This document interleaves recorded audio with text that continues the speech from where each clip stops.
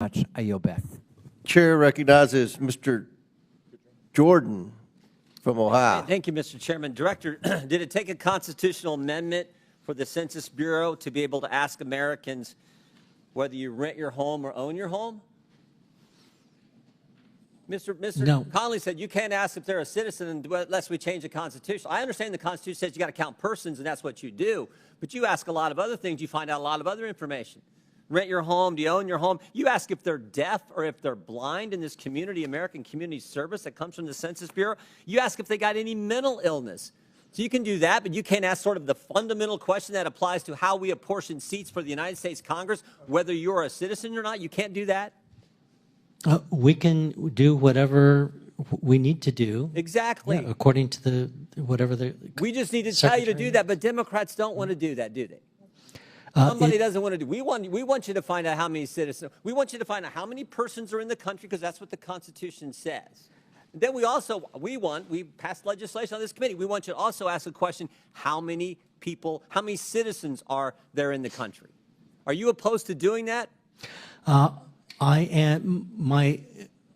am opposed to not providing Congress with the information that it needs. I understand. To make I'm asking, decisions. do you think it's a good idea for Congress, we're the policymakers, to put on the survey, on the census, asking that question, are you a citizen or not? Jim Jordan just lit a fire in Congress again. This time, it's not a headline about impeachment or a viral committee moment. Nope. He's taking on the U.S. Census Bureau with a deceptively simple question. Are you opposed to asking people if they're citizens? But, as always in D.C., the answer is anything but simple. Let's back up for a second. The Constitution says the census must count every person living in the country every 10 years. No mention of citizenship.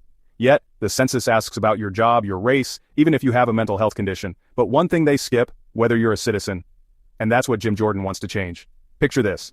In a recent... We will do whatever the mandates I'm asking are. your opinion. You're the guy who does it. What do you think? You think that'd be good for us to do? I think that we would need to take a very careful look because there is evidence that adding a citizenship question to the decennial census would dampen participation. Is there any evidence when you ask an American citizen, if we ask you if you got a mental illness, that might discourage participation? Did you get any evidence on that? That is part of the American Community Survey, and we ask it, and we get great participation in that. So you can ask people whether they got a mental problem, but you can't ask whether they're a citizen or not. And that's the mental problem. That's going to be fine. They're going to participate.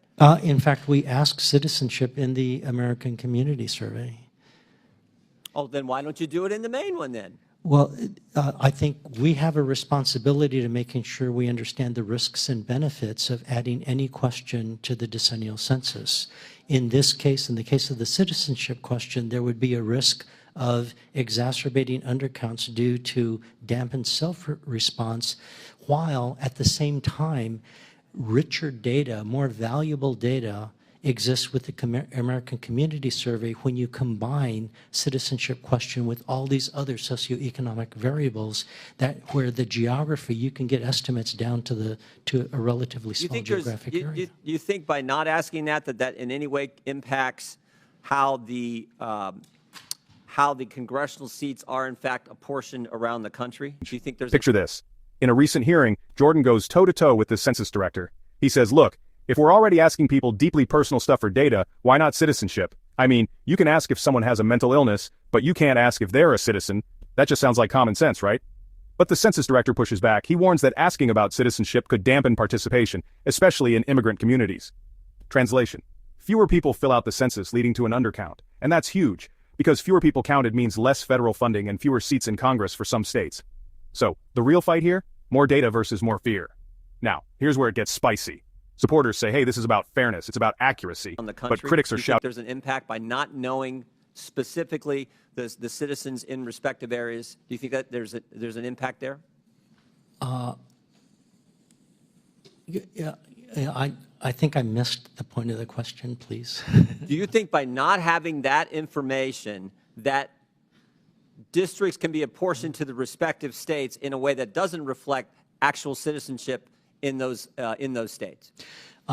I don't have an opinion other than to say we're obliged to count everyone, provide the counts to the president, who gives it to Congress. And it's a policy decision then for Congress to decide how to redistrict, how to use those numbers. My guess is you go talk to most people on the street, you go talk to people who live in the 4th District of Ohio and say, do you think we should ask on the census how many people, if you're a citizen of this country, I think most people would say, well, yeah, aren't we doing that already?